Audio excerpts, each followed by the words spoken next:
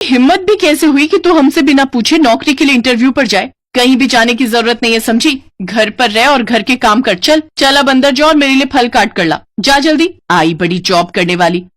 जरा मैडम की ख्वाहिश तो देखो। उफ, ये कैसी बहन है मेरी। मैंने तो बहनों के बारे में न जाने क्या क्या सुना था, लेकिन ये तो जब देखो तब मुझ पर अपना ऑर्डर ही झाड़ती रहती है। मुझे नौकरानी बनाकर रख दिया इसने अपनी। जब देखो अपनी मर्जी चलाती है। फिर कुछ देर बाद अपनी बहन के लिए फल काट कर ले आती है। सुमन हमेशा ऐसे ही उस पर अपना हुक्म चलाती थी। ऐसे ही एक रोज पायल की सहेलियां उसके घर आती हैं।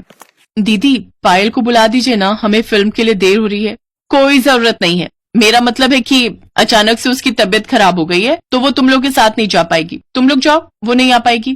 कुछ देर बाद पायल तैयार होकर नीचे आती है तो पायल कहती है, इतनी देर हो गई, नेहा अभी तक नहीं आई। आई थी, लेकिन मैंने उसे भगा दिया। क्या? लेकिन क्यों दीदी? बड़ी फिल्म देखने की तैयारी हो रही थी। हाँ, तूने माँ से इस बारे में पूछा? अब तो क्या इतनी बड़ी हो गई है कि किसी से परमिशन लेने की जरूरत नहीं समझी? रुक, अभी माँ को बताती हूँ। माँ, क्या हुआ बेटी? माँ देखो ना, ये पायल फिल्म देखने जा रही थी अपने दोस्तों के साथ, लेकिन मैंने मना कर दिया तो मुझे आंखें दिखा रही है। तुम्हें पता है माँ, वहाँ पर कैसे कैसे छिछोरे लड़के आते हैं। कोई जरूरत नहीं है कहीं जाने की। जा अब अपने कमरे में जा। ऐसे ही समय बीता और सुमन की शादी हो गई, लेकिन अभी भी वो पायल पर अपना डर कायम रखती है। वो वहाँ रहकर भी पायल को कुछ नहीं करने देती थी और उसके आने जाने पर नजर रखती थी। कुछ समय बाद उनके भाई नकुल की भी शादी हो गई और उनकी इकलौती भाभी शीतल ब्याह कर उनके घर आई। आओ भाभी, अंदर आओ, हमारे इस घर में आपका बहुत बहुत स्वागत है। तू तो ऐसे बोल रही है जैसे कोई बड़ी फिल्म स्टार आई है। इस घर की बहू है, इसे ज्यादा सर पर चढ़ाना ठीक नहीं समझी। शीतल को घर की दहलीज पर पहुंचते ही अपनी दोनों नंदों का स्वभाव समझ आ गया था। अरे भाभी, जरा जल्दी रस्मों को निपटाओ, कल सुबह बाकी के काम भी करने हैं। सारा घर फैला पड़ा है। उफ, मैं तो इस भागदौड़ में कितना थक गई।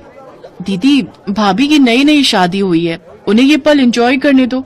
वैसे भी फिर सारी उम्र भर तो काम ही करना है।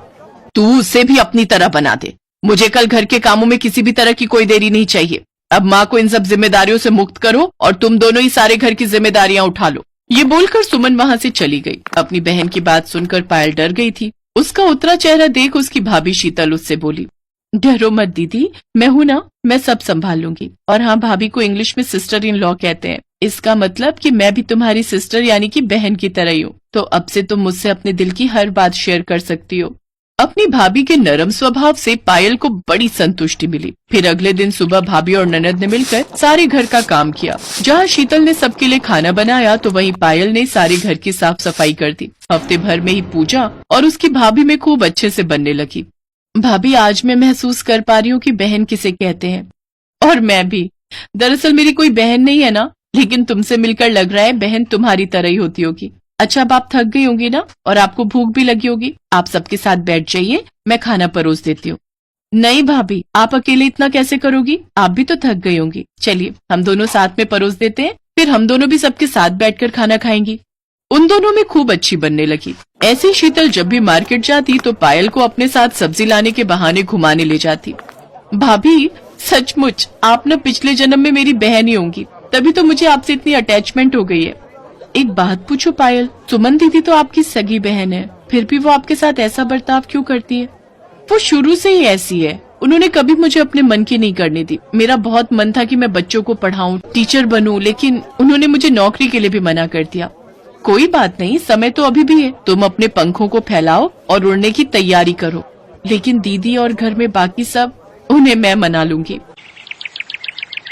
अब तो इस घर को संभालने के लिए मैं आ गई हूँ ना माँ जी, तो फिर क्यों हम पायल को बाहर नौकरी करने से रोकें? आजकल तो वैसे भी लड़के और लड़कियां कंधे से कंधा मिलाकर काम करती हैं। बताइए मुझे सुमन दीदी, भला ऐसी कौन सी जगह है जहाँ औरतें काम नहीं करती? अगर वो बाहर जाकर काम करेंगी तो इसका मतलब ये नहीं कि वो बिगड़ जाएंगी। सुमन को अपनी गलती का एहसास हो गया। उसने पायल से माफी मांगी, साथ ही अब सबने पायल को नौकरी करने की इजाजत दे दी।